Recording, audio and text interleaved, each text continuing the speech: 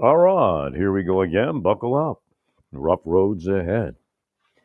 So, if you opt for some active military, they're already being paid.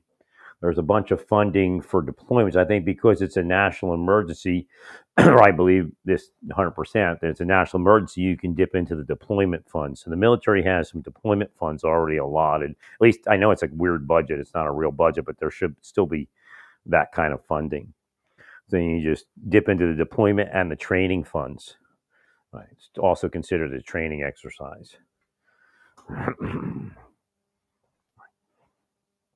You can move them out real quick. Now, for National Guard, they have limited deployment funds and training funds. You could actually move them in and move them out. I don't know how much they have for that, unless they take they probably have enough funding, but they would have to allot a larger than normal amount to specific units.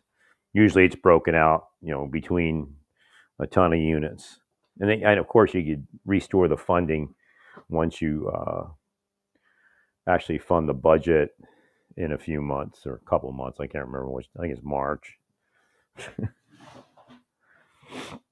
then you could have the money for the other operations. That's what I do. Start looking in the budget for uh, for deployment and training funding that you can pull from. And you can pull them in before it's actually funded. Thank you, Larry. But I would go for as big as you can. And again, uh, I'm not sure which hospital units we should use, but there are National Guard, there's Reserve, and there's regular Army. So some of those people are already being paid. They might be able to be spared. Right? Because sometimes, military people goof off for a while because there's just not a lot of work, right, or a lot of training. Right? So, and a lot of times they're assigned to a military hospital, right? But there's a lot of ways to do it, and you can take volunteers also, which is the best way to do it. If you have people that are actually into it and want to do it, that's the best way. You don't inconvenience somebody, right? And want to spend time with their family or something. Right? And again, if you have to, you have to. But that was our biggest, I think, our biggest faux pas when the numbers got large is sufficient medical treatment and medical care. And again, we have officers too that are be working long hours, and if we can provide a better medical scenario for them, that would be wonderful also.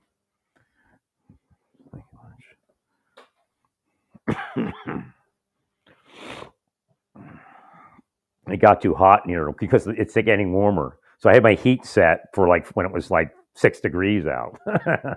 Right now it's like, I guess, what, 10, 15 degrees. It raised up a couple degrees, but it took me over that.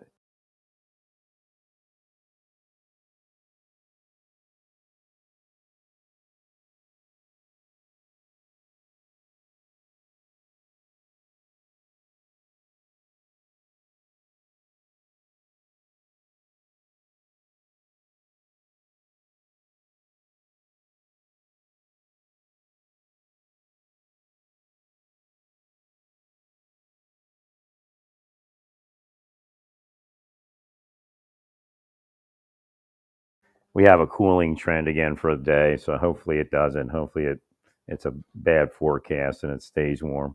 But we'll be up in the 40s soon, and that's going to be nice. Right, that's when I'll venture outside again. Right.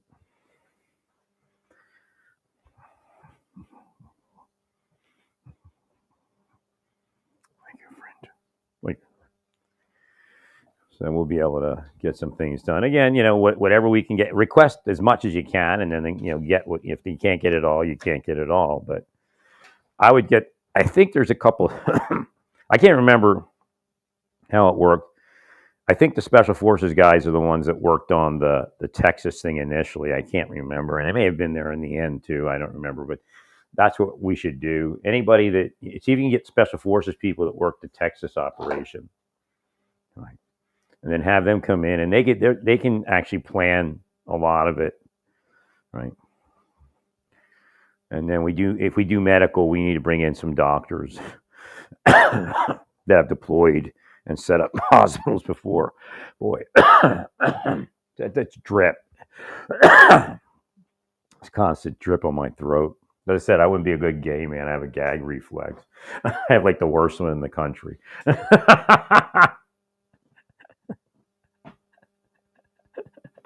Right. That's why I'm coughing. Nothing goes near that section of my body without some sort of reaction.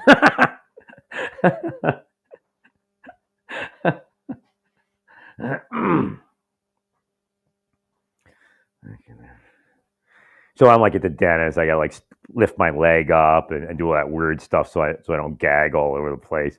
I still gag. I take the X-rays and stuff.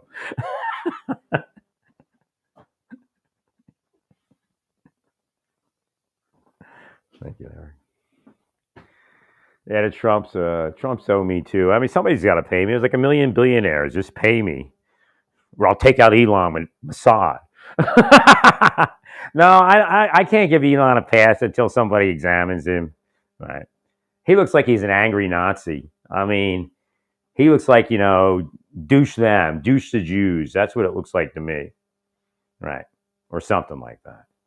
So again, all I'm saying is we need to have somebody look at him and make sure he isn't planning some, or isn't, because he could be engaged in Nazi operations today. We don't know. Right? He could have his security people going out after Jews. We don't know that. We don't know what he's doing. So we need to look at it and make sure it's clean. Right. Thank you. He's just too big and it's too weird to just let it go.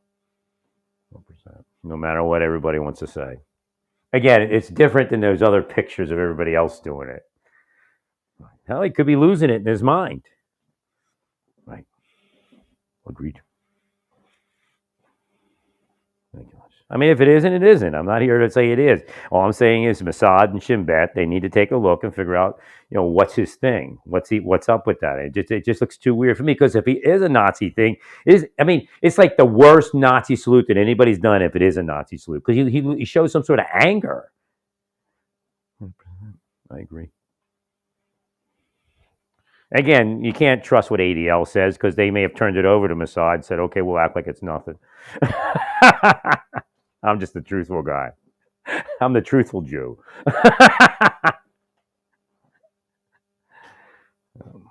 So Homan's got his people out there on the ice raids. Ice is a good term for today up north, too. It's pretty cold up there. The ice on the ice raids.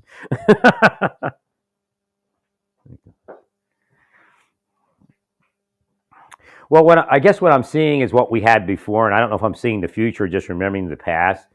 Well, the numbers increased real high, and that's where we got screwed up.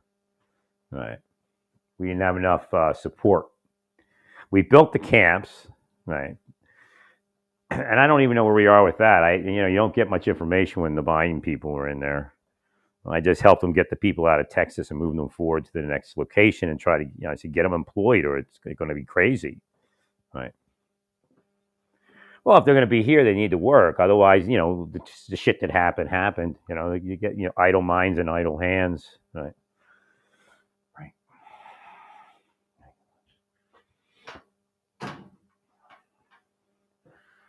So we need to build up on the border and try to just, and again, Texas gave us that land, so I don't know how that fits in, as far as that location, right? But you can build a super complex there, right? Yeah, so the engineers will probably need to put a fence around the hospital.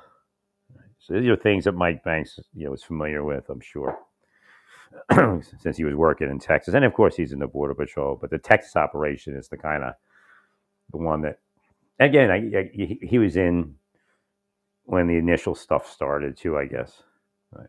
That we were doing engineer work and all that. And then, again, you all can't say anything about the Border Patrol guy whipping, because you work with them and everything. I can say it. And they can't do that. They can't They can't get to the point where we have bad optics. We don't want bad optics. We don't want bad things happening to the aliens. Phone home. But to the detainees. All right. Well, there are some shared likenesses in the Marshal Service, the Federal Bureau of Prisons, and Border Patrol and ICE work. As far as how detainers and detention works and all of that. So I've had a lot of experience with that over the years. Right. So I think that's genius, though. We get military people in that do administrative work, and they'll be our detainer. Yeah, I guess it's a detention too. They're going to track everything, and they'll present reports. Right. So if we have somebody that doesn't cooperate, we need intelligence on how like if somebody's in custody and they're not going to turn them over to us, we need somebody to work maybe we want some MI people to do it. I don't know. We want intelligence on how their release works so we can better calculate maybe. So the agents themselves will go out there, detention, what do they call them? I guess we're calling agents, right?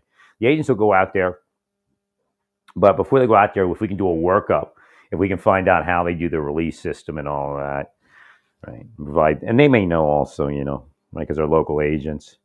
Right. Because what we're trying, I think last time I said we put a trailer out there or something, or a bus. I can't remember. What did I say to do?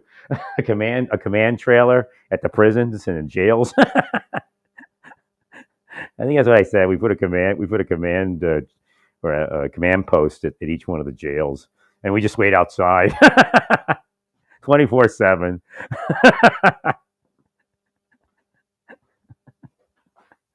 When somebody comes out, we grab them.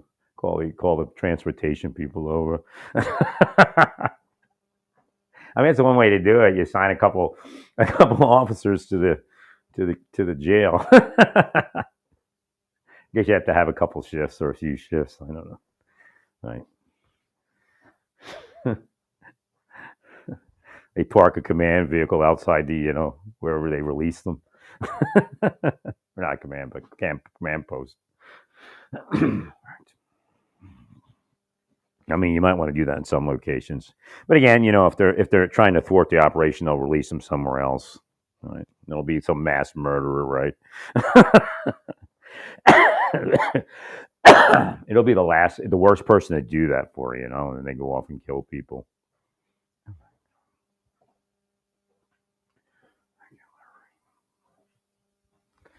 Well, I don't think we're looking, I don't think we're purposefully looking for like families and all that. I mean, there was a lot of tough talk, but again, it's a priority and we try to keep that priority, right? But again, a lot of what I was working at was down at the border. And as far as what I was talking about today, and it's just structuring that so it works better for us. If I believe we're going to get into the same thing, I mean, I imagine there's going to be a large influx at a certain point, and we're turning them right around. We're not moving them anywhere. So we need to have the facilities down there. Now they're talking about this, just immediately turn them back. I don't know is that how we do it? I mean, is it immediate or is it like 2 days, 3 days? That's still going to build up some people. Right. Oh my gosh. A military hospital system would work great. I guess we have to calculate how much of that we need, but that takes care of the issues we had the last time. Right. And then you don't have to drive off to some local hospital. Right. You don't have to make you make decision late. This way, right away, boom, you get them looked at. Right. You don't have to make a decision because you're not driving a million miles. Right, and going to some civilian facility, and you don't have to put all those officers you got to dedicate. Right.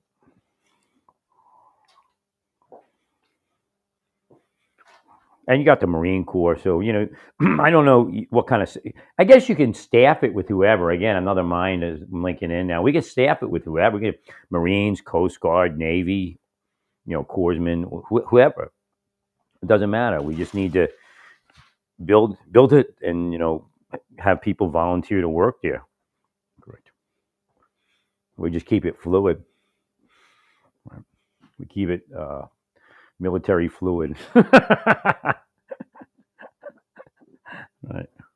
Oh, we accept anybody that's in the medical specialty we need. Talking about there's a you have to try to get we have to figure out where we're going to put the lab. You know, they said you can put a lab out there. I mean, military people in their mind, and they said we could put together a lab. We're not sure what they're not sure how far the distance between labs and stuff and how because I start getting trickier. But I mean, they are set up for that. I was in a like I said, without Desert Storm, I ended up in a MASH hospital for about a week. I had dysentery. But I was bad off when I went. I had it for like a week and a half or something, or 2 weeks before I went to the hospital. The reason I actually went to the hospital was they were pulling everybody back up north. It's just so inane, the whole thing that happened. So they're pulling everybody back up north after they told me to go down. What happens is they tell me to go down to Saudi Arabia, so everybody thinks I'm like having a party. And they actually have it better because they have full support network. I didn't have a support network. I had some like E7 from headquarters that bring us water, but we're eating like MREs and shit. That was it. It was horrible. And I got distant. We all got dysentery because the water was no good. We didn't have the bottled water. They probably had bottled water up there, right? And everybody got it to a certain degree, but I got it, pretty bad, I guess. I could probably drank too much of the water. stay hydrated. It kills me, right? But they found an amoeba and stuff, and they said, you were on your last leg. You might have went out soon. Right. Then this dude from California that was working in the hospital, he was an augmentee or whatever. He's one like drugged me up, the nurse. He's like, what do you want? I can give you anything you want. I'm like, no, okay. I'm okay. He asked me what kind of drugs I wanted. I just want to eat the food you got here. And it's women. Look, women. Because they're all male units. So I was there for a little while, just chilling. Like I said, that adjutant showed up that I trained dogs with in Topeka. He said hello to me. Can't remember his name. Egyptian guy. He's a captain. And then the day they were going to give me solid food, that's when the Kurds got attacked. And they're like, you got to get out of here. We need the bed.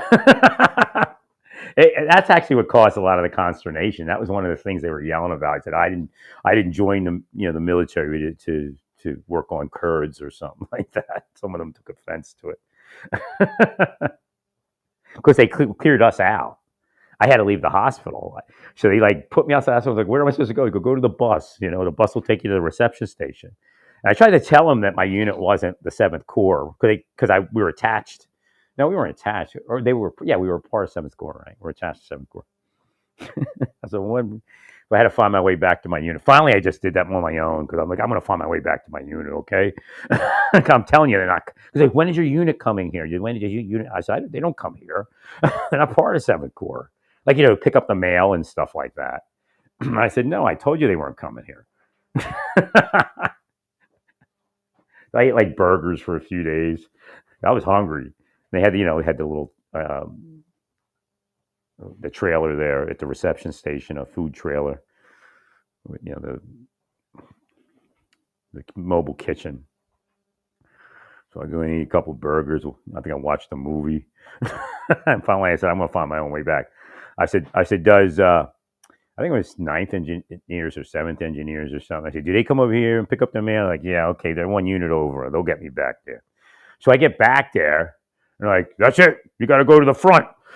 Like I've been goofing off,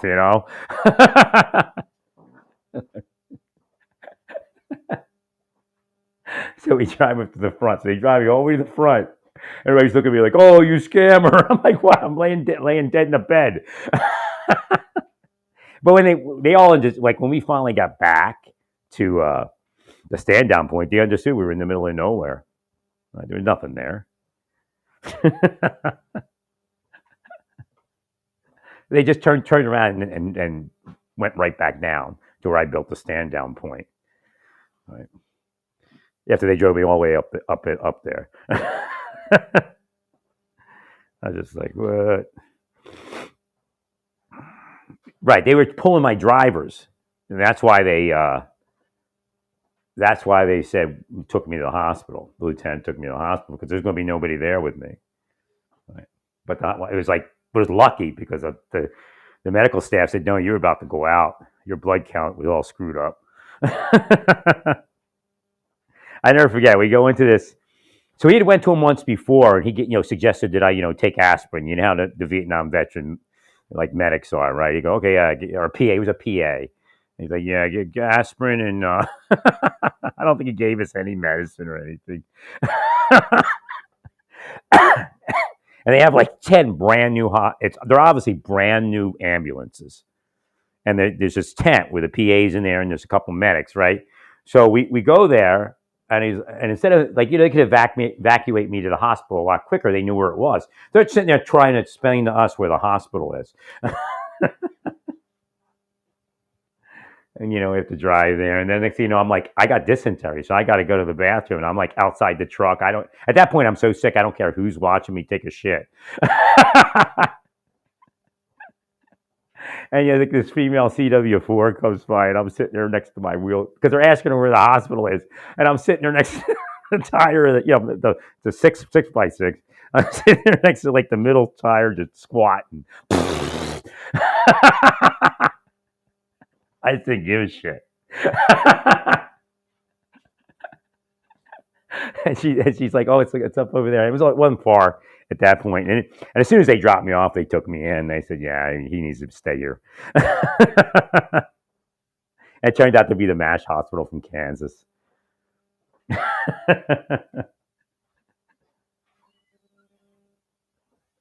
Oh, it's crazy.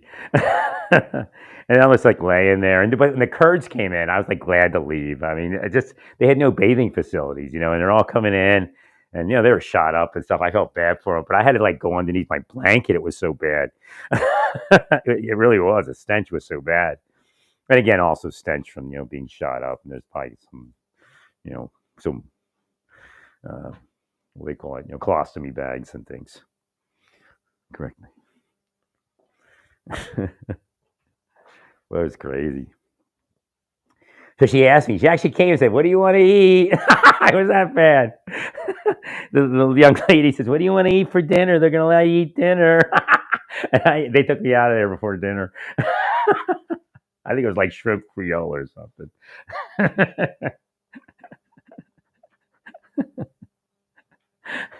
I'm like, darn.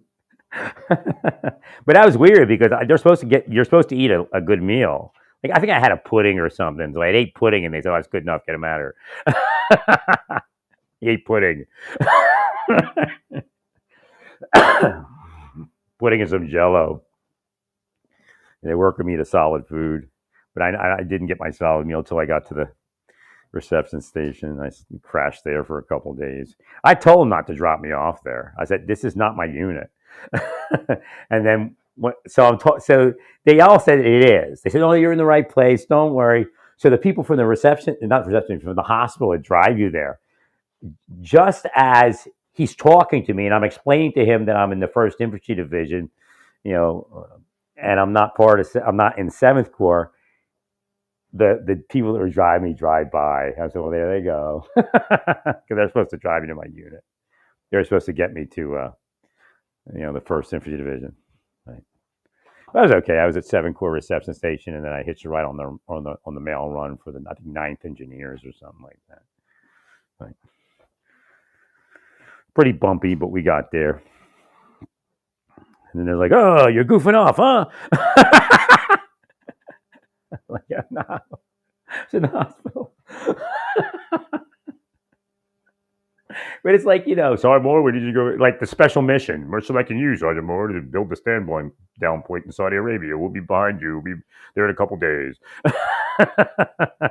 If they actually had gone through with the plan, I never would have got dysentery because they would have brought the better water, Right.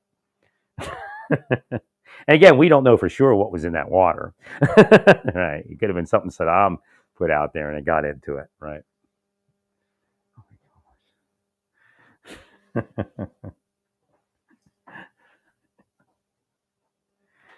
So we need to focus, right? We need to get this done. Well, the problem is there's going to be a surge at a certain point. So that's what we're preparing for. Now, I'm hearing that there's a quick return, because I was the one that brought up the return to Mexico plan when I got mad at the immigrants in Santa Fe. I was like, turn them right around. That's it. I actually came up with that. Right. No, they don't get to stay here. Right on the border. We'll have something there, and we'll just turn right around.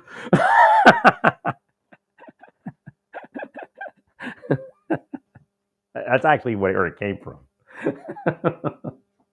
Because the agents were and the PIs were hiring immigrants to do shit to me. I said, that's it. They can leave.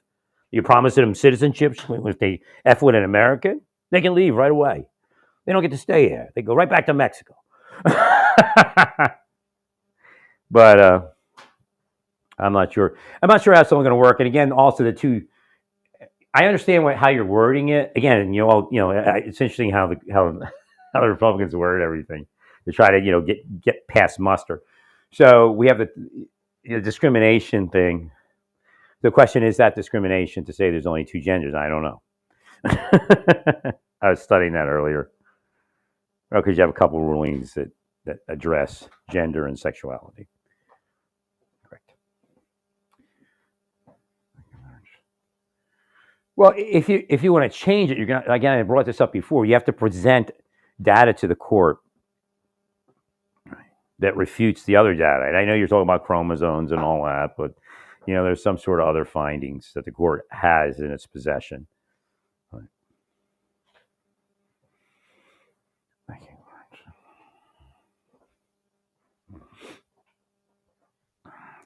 I personally don't think it's the fight is actually, I guess, what you're actually doing. You don't want to be forced to do something, right? And that's what you should be fighting. The fact that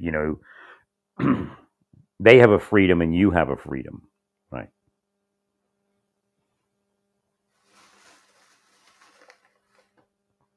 Well, when it comes up as a bona fide psychological thing, that also puts it in another category. Well, I wholeheartedly believe a lot of it is kind of Munchausen by proxy, fad type of thing. And I understand the whole thing.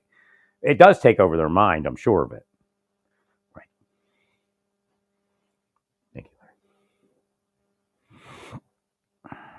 See, that's the problem is you're right about certain parts of it, but it doesn't mean that their mind isn't taken over by it. Right. Correct. Thank you.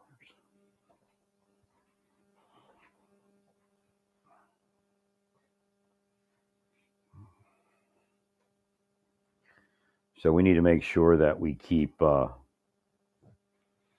everything rolling. Again, the idea is to bring your advanced, quote unquote, the advanced party in, and they do their reconnaissance. And I suggest it's the special forces people. You write a maximum requirement list, and then you get what you get, right? So again, you can also have, and what you have them do is, I don't know what your numbers are that you run through down there. I can't remember all that stuff, but you have it so that it's graduated. Like we bring in this, if our flow of aliens is A, we bring in A amount of equipment and A personnel. Once we get to B, or we perceive we're going to get to B level alien flow, then we bring in B level. So that's probably a way to do. Yeah, I'll end up doing it all, right? You just have to fill in the numbers.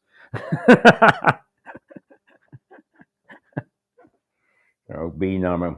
So you have and then C. As you. So that's probably the best way to do it. Have a sliding scale type of thing, right? Graduated scale where, based upon your immigrant flow, then you increase numbers of military assistance. Correct. Thank you, Larry. I keep forgetting to take if you get stuck inside and stuff like that, you get sick. You're supposed to take ashwagandha. I keep forgetting to take that. It clears the mind much better. Right. Right, Larry. You You really do need to pay me, and I'm going to keep saying that this time because I do really need it now. I lived a very pauperish life, right? A very stressed life because of the people you let attack me, and some of them were Trump administration people. Correct. You need to get me some money so I can get somewhere, and then I can do the work much easier. Right. Thank you, Larry. I mean, they all work for your enemies. They just, they just move in and make you think they're part of your organization, right? And of course, people on the take. You probably have people in the administration on the take, right? Making bribes and stuff from Democrats. Thank you, Larry.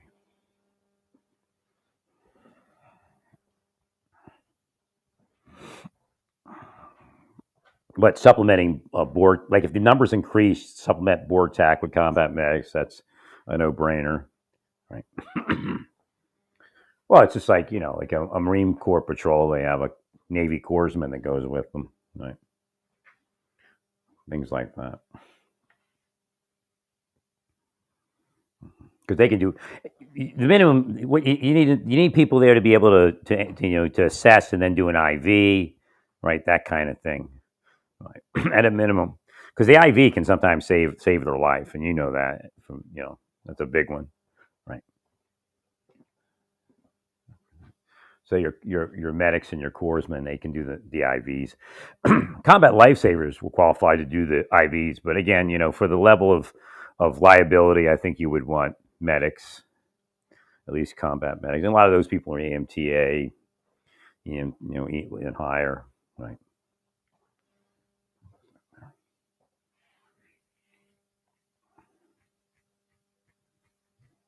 And then transportation, just maximum number of drivers in transportation. It's important. Because you don't want your agents getting stuck driving, right? Right.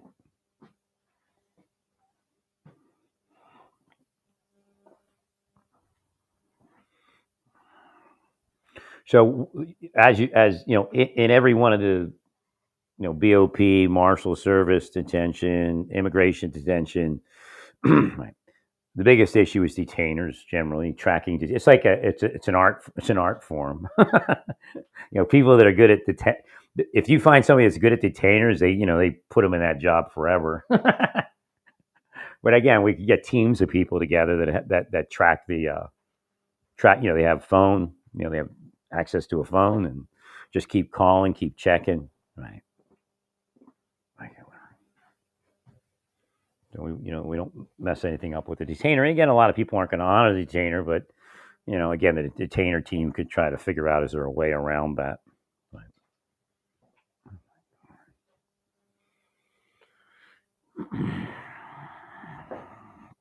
I guess we're still in limbo because we don't know what the courts are going to say. Right. I guess they honored the Mexico plan, right? They actually forced it to stay in operation.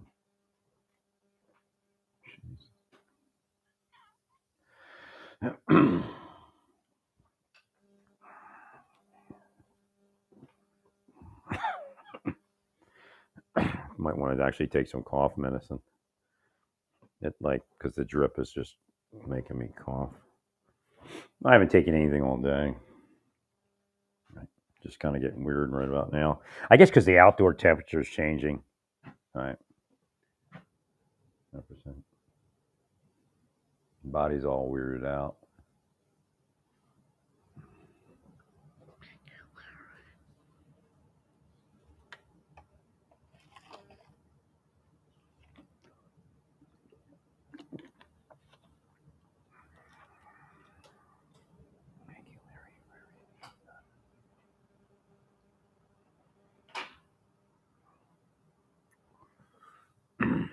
So I know we have a lot of GSR. I don't know if they're already deployed. I guess not, because that was just a state operation in Texas. We have a lot of GSR at Fort Bliss and Fort Hood or whatever they call it. I think one's called Fort Kosovo or something. I can't remember. Right. That's close in. And then there's something in New Mexico. And then, of course, there's aviation. There's a C-130 unit, I think, in New Mexico down by the border. Right. Aviation unit.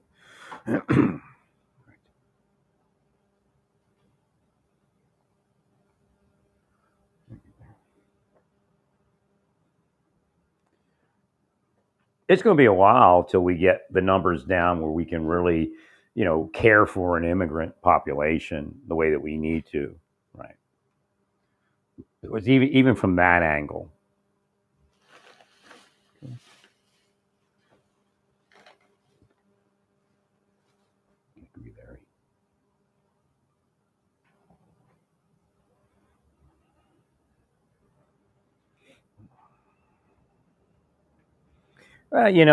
I mean, President Trump doesn't have to get mad at that bishop lady, right? I mean, that's her point of view. I mean, that's what America's about. She has a point of view. You have a point of view, right? And remember, not everybody. What you all did is, and you have to remember this, just so you don't shoot yourselves in the foot. You put together a coalition, so not everybody actually backs the immigrant, move out stance. I mean, there's a good portion of it, but some people really don't care. So you can't like win them over with that. And again, what she's saying is that there are people that are afraid. There are people, and again, it's okay. That's par for the course. But the fact is, like I said earlier, let's be sensitive to these things. You can still do something without being nasty, and that was my point of view. And I think, really, that's the best you can do for what she's asked.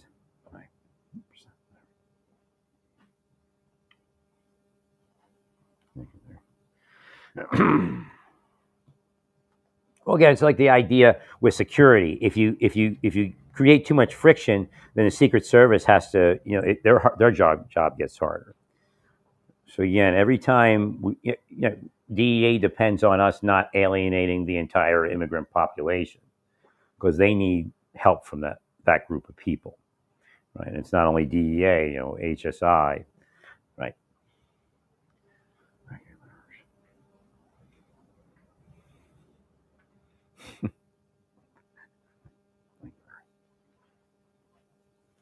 Again, when we went in the Desert Storm, we had this colonel, and I guess I put he's on my X somewhere. He, a full bird colonel from Vietnam. He was a Vietnam veteran. He came down and he told us don't take body parts. And I was like what? And people actually were taking body parts. I mean, it's weird. I don't know what the attraction to body parts are. Because when we got at the end, we had to pull our engine packs out. The whole thing had to be inspected. Your vehicles had to be inspected because just in case you didn't stash weapons or body parts. Correct. Well, they found body parts.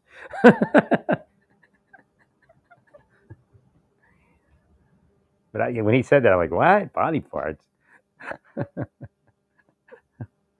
You don't know us, do you? We're not going to do that. We're the engineers. We just want to eat something. You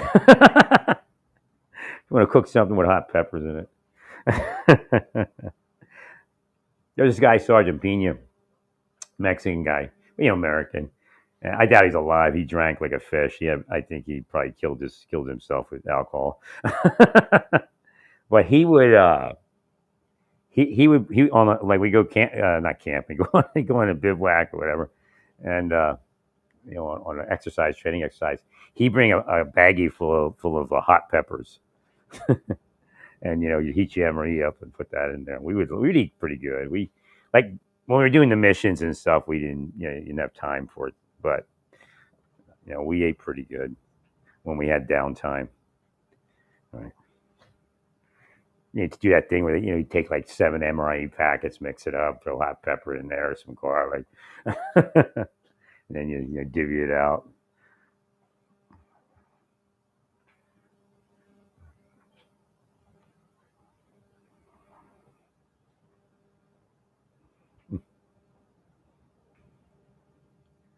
He was a Mexican American.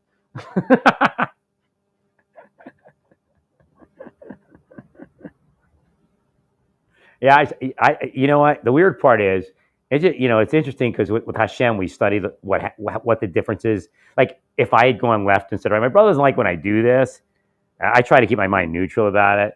But like I look back and go, if I'd have went left or right instead of right, and again, you can't do any changes. I've said that before. You can't do anything to it. But if I'd have went to the border patrol, see, my wife was cheating on me with my neighbor when I was in the Marshal Service Academy, right? And she wanted to get divorced. I wasn't sure if that was it until later in a marriage when she told me some stuff with it. I guess she was afraid the neighbor woman would call me and tell me that she was cheating with him. Because she thought, I don't know what the neighbor's talking about. We weren't neighbors at that point. We had moved forward, but I guess she found out her husband had been cheating, right? And I've convinced because of the kids. I mean, we had this she was abusive and all that. So I mean, because of the kids, I wanted, I didn't want us to break up. I said, come on, we got kids. I just did it for my kids. It's the only reason. That's why Satan did that to me in life because I was so focused on my, staying together for my kids. Right. And Satan being the Marshal Service also, right? But if I had gone into the Border Patrol, and this is the weird part because I couldn't see. If I could see, I probably would have went to the Border Patrol. So what would have happened is I would have ended up saying, okay, yeah, bye. I already met a couple Spanish women, right? Well, I'm going to go to Border Patrol and marry a Spanish woman. That's probably would have happened. I think that would have broke me. went to the academy, and probably would have found somebody at the academy even to marry. Right? That was kind of my destiny in life, but it never got to it. I think. Like,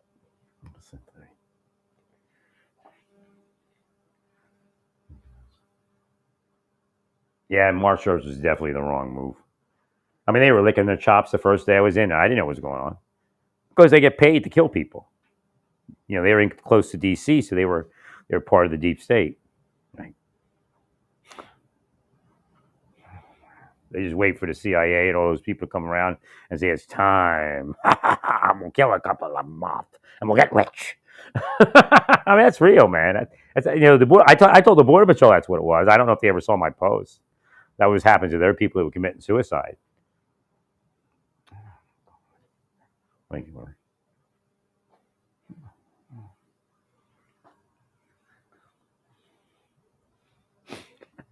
I mean, they're sick, man. They don't care, man. They're just like they're just useless people. That's why the United States is so screwed up. Even under Trump, it was screwed up. He liked to say it was great, but screwed up. I mean, shit, they were killing me, a disabled veteran. Wouldn't let me just have any type of life. Right. Great, Larry.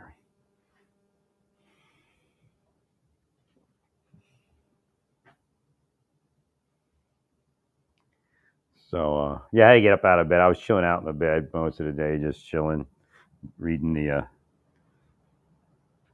reading on the news and all that stuff. But I have to get up and move around. I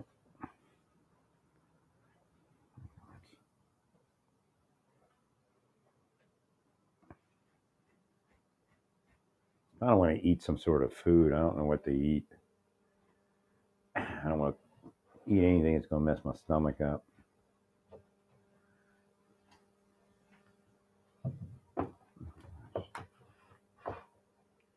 I'll probably just do beans and rice. I mean, I'm really into it. Have enough rice there? I don't know. Rice looks a little thin.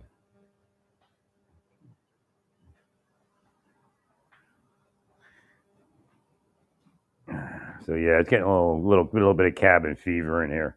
Like I can't wait till it's going to warm up, and I can't wait till it warms up. Tomorrow's not going to be the warm day, but or is it? Wait a minute.